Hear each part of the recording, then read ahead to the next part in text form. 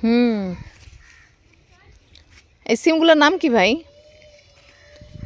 সিম গাছ কিন্তু একটা এখানে না, একটা সিম গাছে কত সিম ধরছে মাশাআল্লাহ, অনেক সিম অনেক।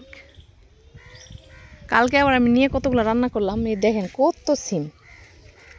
আল্লাহ বরকত দিলে একটাতেই অনেক দেয়। সিমের অভাব নাই, এগুলো বিচি বিচি হবে না?